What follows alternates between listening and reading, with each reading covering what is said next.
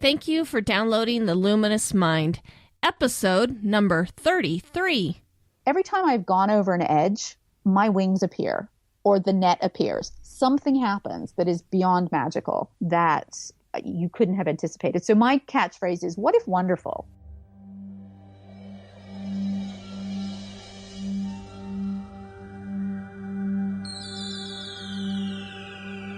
Benjamin Franklin once said, "Do not curse the darkness, rather light a candle instead."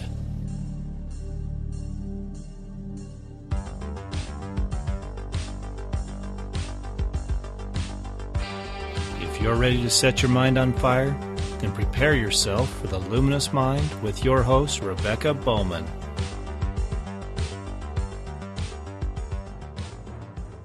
Today's fire starter is Susie Maguire. Susie's been blessed to spend her life following her heart and having the most delicious adventures all over the world, working with amazing organizations and people and exploring the wonders of the planet and humanity with her son.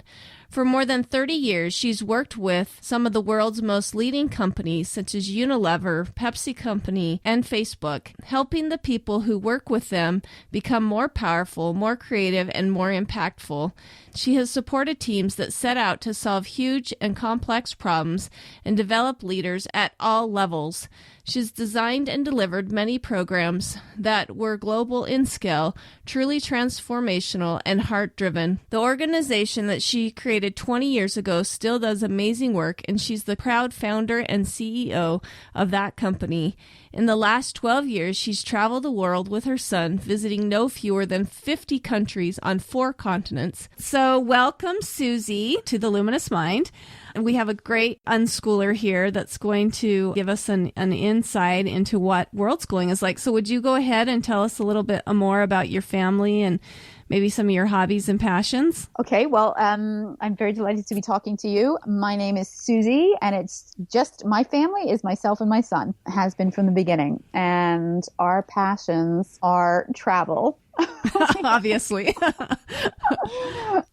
We have been, I guess, now to maybe 50 different countries, many of them repeatedly. So we only count them once, having been there. But like Mauritius, we've been a couple of times. Well, I've been 9 times, actually. Oh, but, wow. Will's only been twice. And the United States is, like second home. So, we've crisscrossed that and been all over the place. So travel, we're techie. We love gadgets. We love tech. We are massive readers. We love the written word. We love stories. We love bringing our stories to life wherever we are. So we read Chronicles of Narnia when we were living in a one-room cabin in northern Canada. Oh, fun. And we were in Narnia. So big readers. We love movies. We love walking. I'm a great cook. Will is a great eater. Yeah, we love all kinds of stuff. So how did you find yourself world schooling? In your bio, you say you were an international management consultant. How did you go from that to world schooling? Well, I was originally born in London. I was raised in the United States in Chicago and Pittsburgh. And then my family came back to England when I was about 17, just after 10th grade. And my educational path kind of went crashing down at that point. And so how I sort of finished my education was really in a unschooling. I just sort of flunked out of the school system and found my way. And over the years, training and development, learning and development, they were my things. So I didn't have a high school diploma. I didn't have a degree. I didn't really have anything by way of English qualifications either. But I was really good at selling stuff, and I was really good at showing people how to do things. And that eventually led to me creating my own training and development, learning and development consultancy. And we worked, I was blessed to work all over the world with incredible clients. And that really sort of fueled my own passion for travel, because at that point I had already been traveling. When we came to Europe, that was really like an explosion. Coming from Pittsburgh to London was an explosion of awareness of other cultures. And, Europe is so close. And, so then I was in Spain, and then I was in Germany. And, this was incredible to me. I had always had posters of other places. I'd always had the French Riviera on my wall growing up in Pittsburgh, and also the Bahamas. The idea of these places seemed very exotic to me. So I began very early, very young, to travel and explore these places. So when I had my son, which, I was not expecting, I'd been told when I was 20 something that I would never be able to have a child. He came as something of a miraculous delight. It was the most natural thing in the entire world for us to just travel. And so I think he was 8 weeks old when we did our first trip. We went to Saint-Tropez. And then by the time when he was a year old, I sold the house and we went around Europe, 23 countries, 10,000 miles, just road tripping, just me and Will in a tent. How old is Will now? He's 12. Well, he'll be 12. 12 he'll be 12 in April. Wow. So we just had the most gorgeous time sort of kicking around Europe. People are extraordinary. A woman traveling with a small child. I mean, people were so incredible and amazing and supportive. And I can even remember the border crossing agent as we were going from Greece into Albania. Oh, no, from Albania. Where were we going from? Croatia, I think, into Albania. Somewhere into Albania. And, there's donkeys on the road and chickens on the road. And it's really like the middle of nowhere. And they were so sweet. They brought me to the front of the line. They let me change Will's diaper on, the border guard's bed. And, oh, my goodness. It was extraordinary. So, most people can't stand traveling with a child that young, just, through the town, let alone across nations. So, oh that's my pretty goodness. incredible. And, we had such an extraordinary time, and Will ended up being babysat it was in 2004. So it was during the Olympics in Athens, and we stayed there for about 6 weeks. And really, we went to the opening ceremony and we went to the closing ceremony, and we met tons of athletes. And Will ended up being babysat by a Hungarian Olympic athlete and her husband and their little boy. Oh, wow. Because they were staying at the same camp as us. And we ended up then meeting them at their home in Budapest in Hungary as we sort of circled back around the other side of Europe. So yeah, it was wonderful. It was wonderful. That's great. But because I was steeped in that, I was accustomed to doing lots of road trips. I'd been in and out of Europe. I'd been all over the world. So, and I'm one of 7 kids. I'm the eldest girl. So I'm number 2. So babies were also just, they weren't. I mean, you knew how to take care of one. Exactly. I knew how to take care of one, but I wasn't over cautious, if that's the right word. I don't know what the word is. It didn't worry. In any way, it didn't worry me to take my 1-year-old, head up into Europe with him and attend. It probably scared the crap out of my family. But, and so then we sort of carried on. We did lots of other trips. We went to the Arctic when he was 2 and stayed at the Ice Hotel and did a big old, almost like the Polar Express type experience across the northern parts of Sweden and Norway. We went to the Sahara. He had his 3rd birthday in the Sahara, traveling with the Tuareg. Oh, wow. He had his 4th birthday in China. We had his birthday cake on the top of the Great Wall of China. India, we just crazy. Sort of went everywhere because we could, and it was amazing. And then I always knew that he was not going to go to any kind of conventional school. Mm-hmm. My work had really made it very clear to me that from my own personal experience, that I felt that I really blossomed out as soon as I came out of the system that was education, and I really became to know who I was. And through my years of training and development with tens of thousands of people all over the world, it seemed to me really clear that so many people had lost something of themselves through the education process. Yeah. And they had learned more of what they could not do. Oh, that's an interesting thought. Right? Yeah. So most of my work had been trying to help people recover a sense of their personal power and a sense of their own creativity and a sense of their own potential. So when I had Will, I was kind of like, I don't see myself putting him into that system. And I had sort of thought that we would do something alternative, maybe democratic school or maybe a Steiner. But when it came to it, those options were really expensive. And they didn't seem, we went and looked at some Steiner schools, but we just didn't vibe off it. So home education became kind of what we did. And then we didn't really think about, I just didn't get because I sort of got the Steiner model in mind, and I thought, they don't go full time at Steiner until they're like 10. So, I was not aware of the sort of pressure of needing to do things. And Will was just always so curious, and I love learning stuff, and I love going places. So we were always, off at some Iceni village or, at the Roman baths. And living in Europe, being in Britain, there's so much history. Oh, there's so yeah. much extraordinary, just the other day we went up to the Royal Albert Hall and did a tour around the back of it, and its history is incredible. Will's done workshops at Westminster Abbey in London, where Isaac Newton is buried. Oh, wow. And so the world simply became this glorious place that we explored. And then when he was about 6, I decided to fulfill a kind of lifelong dream of just getting rid of everything. And, we sold every last thing. We went off with a bicycle and a tent and a small supply of money and just a dream to go. So we then nomaded for about 2 years, from when he was 6 to about 8. Oh, wow. Where did you go through that then? We went, we started in Canada, and we cycled down. The intention was to cycle all the way to Boston, but it turned out that my cycling plan was not my smartest ever plan. So we only made it to New York. And it was a little too hard, and we hit 2 nor'easters, and it was all a bit like, oh God, this is the first time my plan has not worked. My cunning plan was not so cunning.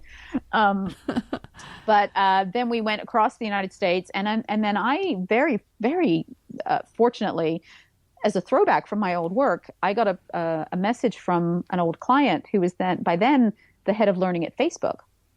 And he said, would you come and do a project for us? So, of course, the answer was, absolutely, I will come and do a project for you. So we made our way across the United States, and then we spent about 5 months in California while I did this project for Facebook. And then from there, we went down to Mexico. We came back to Europe for a month, and then we did our first transatlantic crossing. Wow. Which was amazing. And we went up through like Iceland and Greenland and Newfoundland and down back into New York.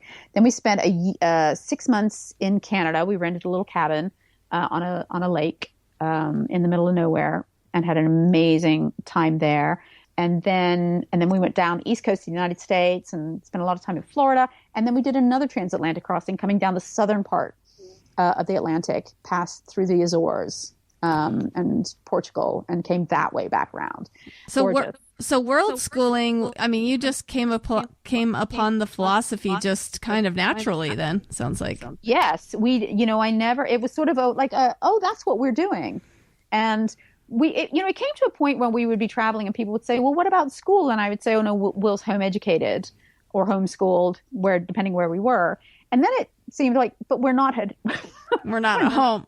We're not at home. So we just started saying world schooling. And then when we saw the Facebook page for world schooling, I was like, oh my God, that's what we do. That's us. That's what we do. Wow. So how has your paradigm or educational philosophy kind of changed over time and with experience? I think it's become freer and freer. I can remember back at the beginning thinking that I would need to teach Will to read, and then I would teach him to spell, and then I would teach him math. And he just, I guess he was probably about 7.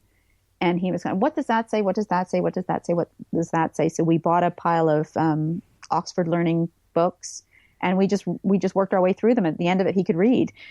And then I thought, in a couple of months, we'll start thinking about spelling. But he then was just spelling. And I mean, not with no errors. And That's complicated words like ghost, which is, Yeah, with the H and the, With H. And he would say to me, Mommy, how do I spell this one? I'd say to him, just close your eyes, sweetheart. See if you can see it. And he always would be able to. And so I don't really know how he learned to spell. Like, we never did spelling. It's probably just the reading, I would imagine. Right? And I have read to him since he was, a tiny, tiny tot. And we still do. I still read to him. It's one of our favorite things to do. And the same thing happened with math. He just would start telling me about percentages or fractions or he would just start adding things up. And I would imagine being out in the world, I mean, you're interacting with people and you're doing math all the time. Yeah. You just don't realize it, I guess. You know, I just got pretty early on that this is just happening and that I don't have to worry about this. This is extraordinary. And then once he got into things like, you know, tech, computers and tech and gaming and things like that, I mean, he's blown my mind, frankly.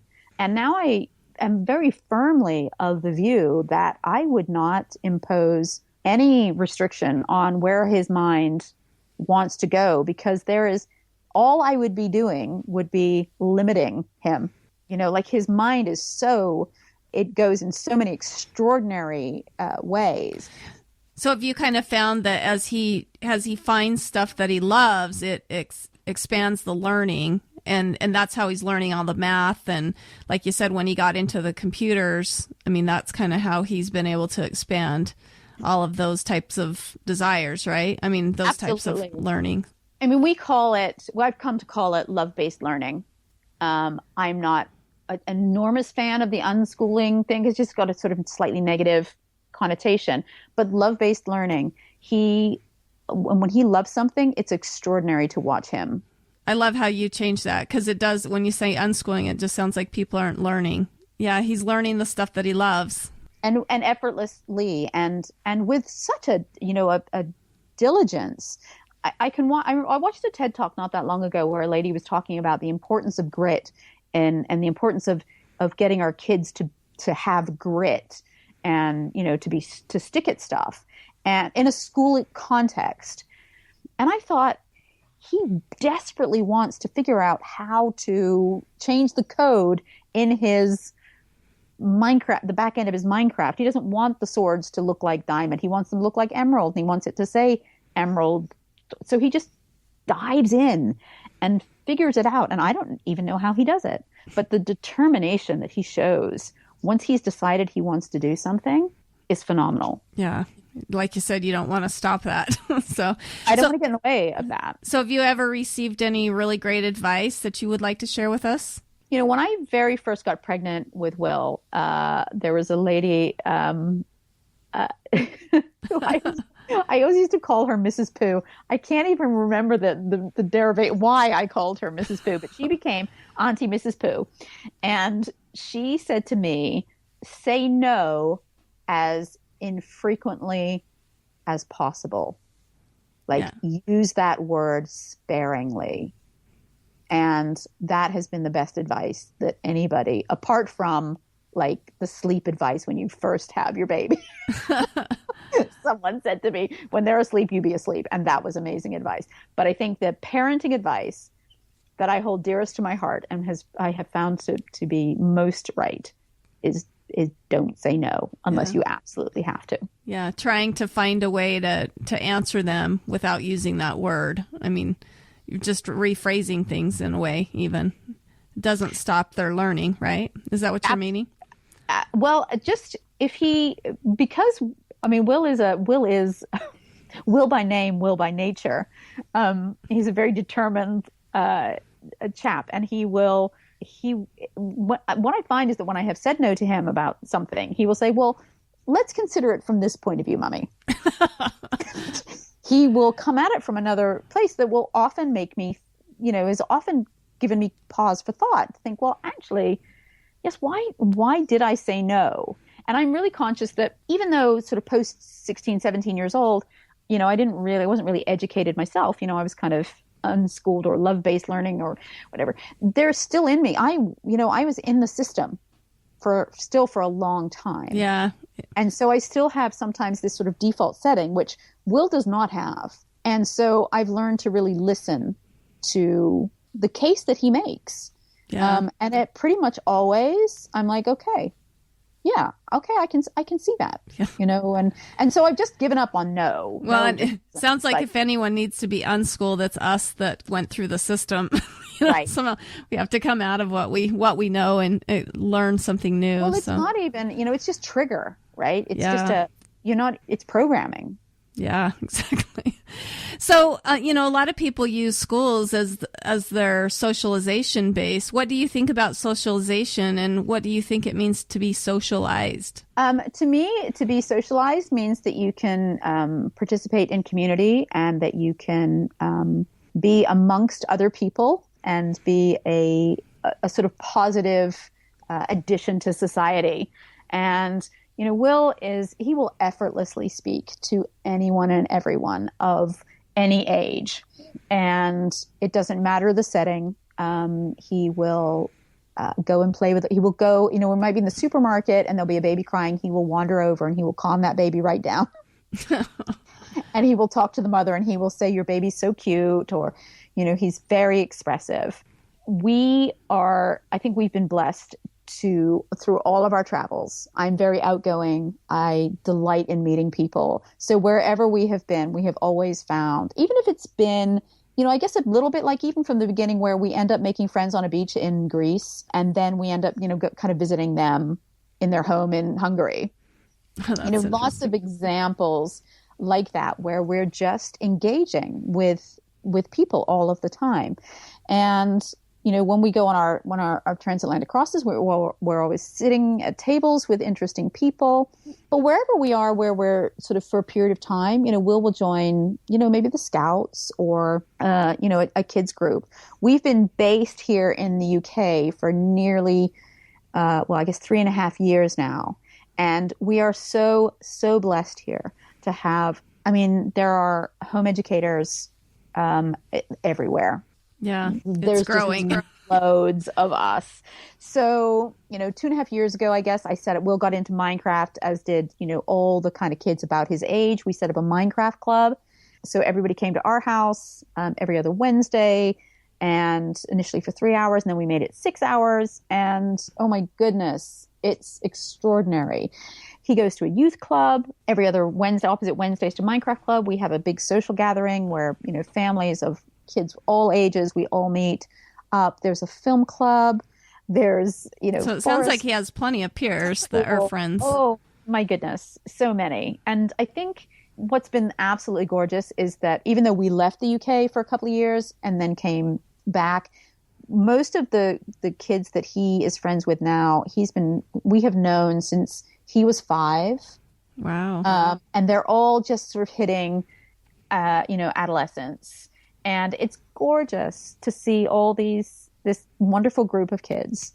We're all on the same journey. They all go to each other's birthday parties and sleepovers. And so we're blessed to have a large and growing community. Well, luckily it is growing. That's one of the wonderful things about, with the internet, like the technology. We do see a lot of people that are pulling away from the socialized institutions, that we all know. So what would you say the biggest obstacle you face is, and what have you learned from those? I think the biggest obstacle for us has not been anything to do with us. Or anything to do with Will's learning. That just is a beautiful and natural process. The most difficult, and it's not even an obstacle really, because it doesn't stop us or cause us to change course. But I'm always fascinated by other people's reactions to what we're doing. And I have to say that probably 99% of people that we meet out in the world are like just wow. Particularly when we're traveling and people are just so positive and just like, oh my God, what an amazing education. Everyone's probably like, wow, I'd love to be doing that. Yeah. So you're living the life everyone else wants to be living. The number of people who are like, I want you to be my mom. But what's really interesting is that I think it's the people that are closer to us that have had have had concerns. Oh, yeah. And which is an oddity, really. It's one of those sort of fascinating things. But I guess, they have a vested interest in both of us. So, when I do, when you head off into, I guess families are the same, and you head off into Europe on your own with a 1-year-old, your grandma family freaks out. Grandma was really good, actually. I think they've been, honestly, I think they've been fantastic. But I think there have been times when I have struggled with their concerns. Well, and it seems like, at least in my situation, my family's the first one to tell me all the ways it's going to fail. Yeah. Nobody else says anything, but they do. They do. And I think, I've sort of coined a little phrase, which when people start saying, but what if this terrible thing happens? Or what if this terrible thing happens? And I have to say, from all of my experiences, what if wonderful happens? Yeah. Because wonderful has always happened. Yeah. So, from the lady who came over and helped me do my dishes one night, because she had watched me all day with my son, and she just came over. She was just like, oh, I've watched you all day with your son, and you have such a beautiful relationship. And, now he's in bed and you've been nonstop. Hey, I just want to help you do your dishes. Oh, wow. We were in a campsite in Luxembourg, and I've had such gorgeous support, and that's wonderful. It is. So is not living with fear, is that one way you combat your discouragement? I mean, because we all have those. We have times where, as parents, we're feeling discouraged about the direction that we're going. How do you combat that? I think when I think about my life and the choices that I've made, I've been very blessed to be able to really just follow my heart. Even though sometimes following my heart looks like a really crazy decision for other people, but it's always, always, always paid off. Yeah. It's always come out absolutely right. It's always come out better than I could have imagined. I mean, when we went traveling, we went nomading, and I sold everything and we went out, and I really didn't have a plan. I had a bicycle, a 6-year-old, and a tent, and a very finite amount of money, and no job and no income stream. Oh, and then, out of the clear blue yonder comes an old client saying, would you like to come to Facebook and do a contract for me? And off the back of that piece of work, I didn't have to work for 2 years. Oh, wow. So to me, and I didn't know that that's what was going to happen. I could never have predicted that in a million years. But every time I've gone over an edge, my wings appear, or the net appears. Something happens that is beyond magical, that you couldn't have anticipated. So my catchphrase is, what if wonderful? Yeah. And that seems to soothe the fears of others and reinforces my confidence in my heart. So if I'm making the decision is from my heart, and I feel completely aligned in every regard with the decision that I'm making, then I don't worry about it. I have no fear. And I've noticed too that when I do that, when I follow my heart, I'm happier in the end. Yes. If I followed everybody else's advice, I think I would just be walking around with a horrible, sad look on my face. And maybe that's why so many people do, is that they're too busy following the crowd and what everyone else thinks instead of following their heart. And I think sometimes I really love that. When you follow your heart, sometimes you fall on your face, you know. But those big sort of bumps are, you heal from them. I think what is more soul destroying is this low level discontent. And you have to, the failure really does allow a learning experience if you let it. So exactly. So I'd rather do that. I would rather fly and fall and get back up again than just be part alive. Yeah, just be walking along. So yes. Awesome. Before we go on, let us take a minute and hear about our sponsors. Hey, Firestarters, this is Mark, producer of The Luminous Mind. If you're like me, the thought of going out to the store and shopping is enough to make you want to crawl in a hole and hide. If that's you, then do your shopping online through Amazon. Just go to theluminousmind.net, click on the Amazon link, and shop away. Also, most of the books and resources that Rebecca and her guests discuss can be found on our Amazon links as well. Again, if you're like me, you have already accidentally signed up for Amazon Prime. So most of those purchases should have free shipping as well. Good luck!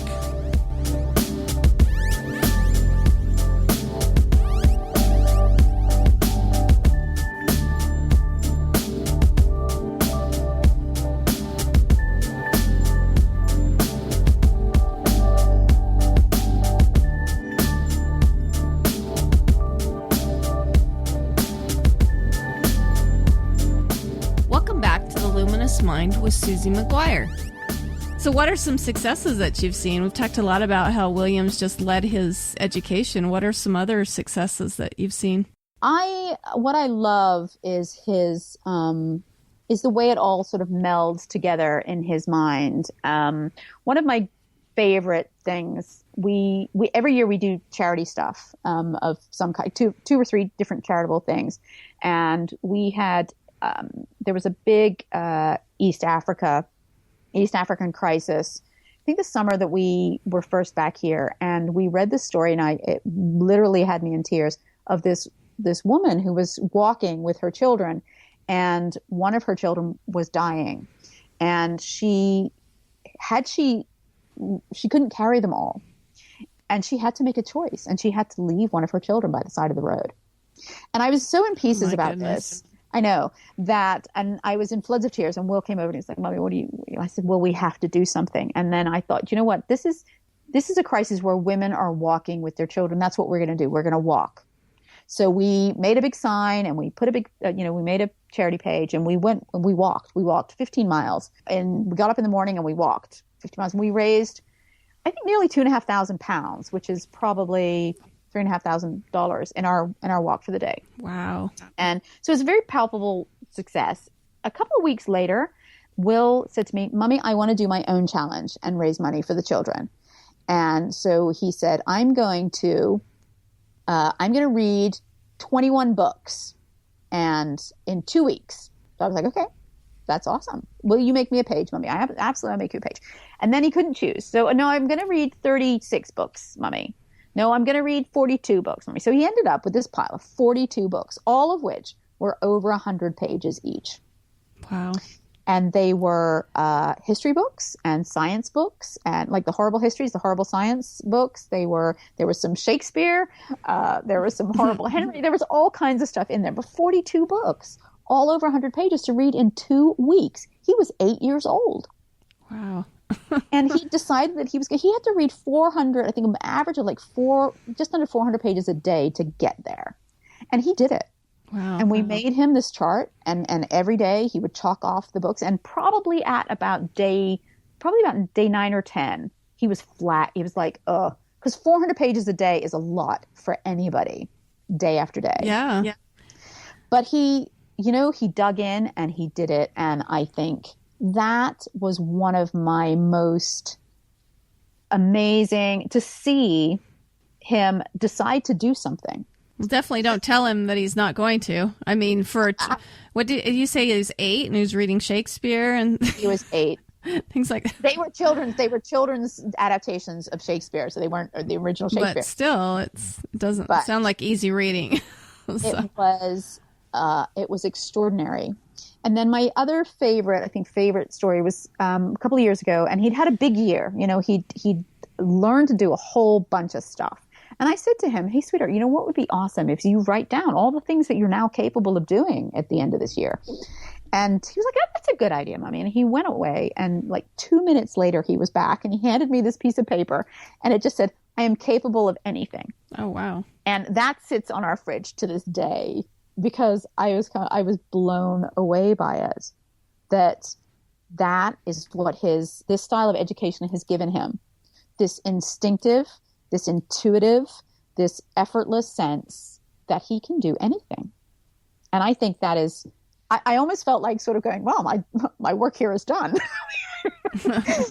Because what else do you need? A sense that you can do anything, and a confidence that you can. Yeah, I was kind of. We all wish we had that kind of education, where we felt confident like that. That's great. So what are some personal habits that you have that help add to that success, do you think? I guess I'm just always doing new stuff. I'm always thinking, I would like to make this thing, and I have no idea how to do it. And so Will sees me all the time figuring stuff out and making things happen where I don't have any idea. So I'm just, later tonight, I'll be launching my website, and I've built this little website. I had no idea how to do it, a week ago. I'd never done anything like it. So I think I am constantly role modeling. And I'm role modeling an excitement about learning new things. And that's the best mentor that you could do. I mean, and be for Will. So what are some benefits? And we talked about some successes that we see. What are some benefits that you have as a family from being able to choose this lifestyle? It's just so relaxed. It is life in the flow. We have... that probably adds to how wonderful your relationship is when you're talking about that lady talking about that. It really, it really does. I think it's, we get up in the morning and sometimes we have things that we're going to go and do. And Will does a lot of different activities. But our days at home are so gentle. And, I'll say, what do you think you'd like to do today, Will? And he says, what are you going to do today, Mommy? And, we think about things that we want to do together. But, often we're just bumbling around doing our own thing and sort of having hugs in the middle. And he'll say, can you look at what I've made here, Mommy? And come and have a look at this. And I'll go look at what he's doing. And then I'll say, hey, Will, look at this. And he'll come and look at what I'm doing. And so there's this just lovely flow to our days. You're not beholden to anyone else's schedule. We are not beholden to everyone else's schedule. We're really blessed to live near the river, near the Thames. And so on sunny days, we'll just take our bikes and we might cycle along the path and we'll stop halfway, maybe at Hampton Court, home of Henry VIII. Then we'll sit and have our sandwiches in the garden. And then we'll carry on to Kingston where, named for... it's the King's Town. It's where the coronations used to take place. And there's the coronation stone where Ethelred the Unready was crowned, That'd be incredible. I gotta come visit you. You should, absolutely. So, our days have this gorgeousness to them that I think is precious. So what are some long-term goals that you guys have for yourselves? We really want to do some more traveling. Will is desperate to go back to the States, and it's been far too long since we were there. So yeah, travel is always a big feature for us. Mauritius as well. We're both dreaming of going back there. And I guess we're not like wildly ambitious, but we're very now. We're very in the now and very, I like staying now and sort of responding to what I feel. So I'm very excited to be, sort of launching this website, and I'm going to be doing, some exciting work, I think, with people, helping people to live from their heart, follow their dreams and do what they love. And so that's very exciting. But in terms of, gigantic 5-year, 10-year goals, we don't really do that. Yeah, I enjoy the flow and the discovery of what's next. Yeah. Of what it wants to come from us both next. So what advice, you talked about helping those, live with this love of learning. What advice or encouragement would you give to somebody who wants to take this on, live this lifestyle? I would say find as quickly as they possibly can a sense of trust in the process. And find as quickly as they can a sense that, their child has, I think we all see, I come from a big family, so, it's perhaps more obvious to me, but every single one of us growing up in the same environment with the same parents, we're so different. That's true. our interests and our characters were different from the outset. I guess it's like a seed. Any seed, everything that it's going to be is already in the seed. And, I often think of my role with Will as sort of, he is the seed. He's growing into the person that he came here to be. And my job is to hold space for him and to nourish and provide resources and the love and support for him to become who he was. There's no point in me thinking I would like him to be a watermelon when he is going to be a sunflower. Yeah. So I think trust the process that learning happens naturally. Trust that whatever the child is interested in is integral to who they came here to be. And do your best to hold space for them to be and give them your trust. Give them your belief in them. Do your best not to impose what you think they should be learning. Yeah. You can't make goals for somebody else, for someone else's life. So you can't. But I think people struggle to give children that level of trust. And there is a fear about, but and we have lots of expectations that by 8 you should be able to do this, and by 9 you should be able to do this, by a 10-year-old should do this. We're so embedded in that kind of testing and achievement and assessment points that if you said to somebody, well, he'll read when he wants to read, they're like, they can hardly breathe for the thought. But what if he never learns to read? And you're kind of like, of course he'll learn to read, in the same way that no baby will end up as an adult in a diaper. It just isn't gonna. It's not gonna happen. That's for sure. That's great advice. So do you have any favorite books or resources that you like, or that you want to share? And maybe something that you guys love to do. Maybe, well, you say you're techie. So do you have a website that you like to share? We are techie. Well, I am just sort of launching my little website. Do you mean like an educational resource website? Yeah, something like that. Something that we look to. I don't know that we do particularly. I love Peter Gray and his work on the importance of play. I love John Holt, and I love John Taylor Gatto. I also love things like Viktor Frankl and Paulo Coelho, and this sort of, I think there's a lot to be learned from things like Viktor Frankl and his Man's Search for Meaning.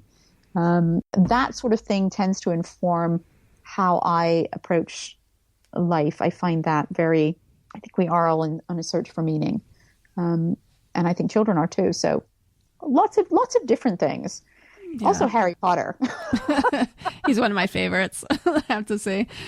So what changes would you like to see in the world in the future? I would like to see all of us living from a heart space, and I would like to see all the decisions that we make be bold and brave and not fear-based. I think so much of what happens in the world is fear-based and comes from a place of scarcity as opposed to from a place of abundance.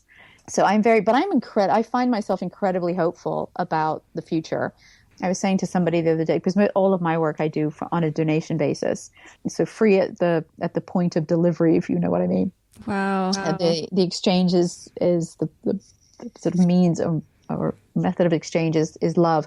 And I'm very fascinated to see that McDonald's is currently running a campaign where they are giving food for free to people who do little acts of love, like calling their mom. Oh, wow. I haven't heard about that. It's just so sweet. And Coca-Cola has just done, neither of these companies would I purchase their products, but it sort of fascinates me that Coca-Cola is doing a lovely campaign about making the internet less angry and beastly, and bringing happiness and love. We haven't talked much about your financial, how you make all this work financially, but maybe if you offer or if you give value to somebody else's life, it always comes back to you. Do you find that true? I do find that true. And, I've been really blessed. I mean, the work that I have done is really well paid and, almost ridiculously well paid. Like I said, I worked for Facebook for, 14 weeks, and then I didn't work for 2 years. I need to figure that one out. Yeah. And that's a throwback from the work that I did in consultancy work is really crazy well paid. And, I worked really, really hard and learned a lot of stuff to be able to do that. But I always did that work from my heart, and my business just grew like crazy because I think people sense that. They know when something is full of love and full of the very best of what you have to offer. You just feel the difference between that and something that's being just done for money. Yeah, so I have never worked for money, and I've been very blessed to think. And then at the back end of that 2 years, I very unexpectedly had an inheritance, which I never ever would have seen coming. So sort of we had a couple of years where we were able very gorgeously to live off that. Oh, that's great. So before we say goodbye, is there any parting words of advice that you have, or maybe a favorite quote that you'd like to share? And then could you go ahead and give us how we can connect with you? Parting words, I think just to say that if it is in your heart to go on this path, whatever that home education path looks like, and there are so many different modalities, and there are so many different ways of approaching it. And within, our group of friends and home educators, there are so many different ways. But I think we're all on this journey of wanting to empower our children and to, to free them from that systemic coercion. That I would simply say, trust that, and go for it. I think so many people think the human spirit is just evil from the get-go or something, that it somehow has to be coerced or else it's not going to make good decisions. And I think the complete opposite. I think it's just a purity and a wonder that, and I see it in Will, this effortless beauty and wonder that he brings to the world and the way he sees the world, because he's never been forced to do anything. And yet he grows and expands and does like the book reading, right? Yeah. People say, but, kids will not be, they won't be. They are. How do you get in? How many teachers in the world would love to have an 8-year-old boy who would read 42 books on science, history, and Shakespeare in 2 weeks off their own back? And that to me is what happens. Well, and it sounds like he's still a great, loving person too. That you don't have to force him to be good. He makes those good decisions all on his own. He does make good decisions. And I think the only way to learn to make good decisions is to make decisions. Yeah. And some years ago, someone said to me, good judgment comes from experience, and experience comes from bad judgment. You have to make bad choices. You have to choose to do something and then go, that was I wouldn't do that again. So, freedom is the freedom to choose good and bad choices. Yeah. And I think that's sometimes what people struggle with. They want to protect their children from making bad choices. But by protecting them from making bad choices, we pretty much make it so that they can't choose how to, they can't make good choices just on their own then. They can't. There's no path to good judgment other than through bad choices. It's the path that there is. So that's great. So how do we connect with you then? I am the website, which will go up later tonight. I'm launching it at the full moon at 11:09 p.m. Here in the UK, is aloveduplife.com. So that's ALOVED, loveduplife.com. Yes, hopefully there will be a Facebook page as well. Susie, thanks so much for joining us. Our listeners don't know this, but we had some trouble connecting. So I really hope that you keep in contact with the Luminous Mind. And I would love to have you on here again and just tell us about your travels, because I'm just so intrigued by, this is such a different sort of paradigm that I think we need to hear more about it. So, I would love to talk to you again, Rebecca. And when you get your website up, let's connect again and find out, what kind of people you're helping and how we can help you. So that would be wonderful. That would be great. Well, thank you so much. Thank you. Thank you for listening to The Luminous Mind. To learn more about Susie Maguire, go to our website, theluminousmind.net. Also, be sure to make all your Amazon purchases through our widget on our website. That helps us continue to grow. Like us on Facebook, follow us on Twitter and Google+. Subscribe to our YouTube channel, as well as iTunes and Stitcher. Tell us what you want to hear so we can continue to light minds on fire and change the paradigm of education.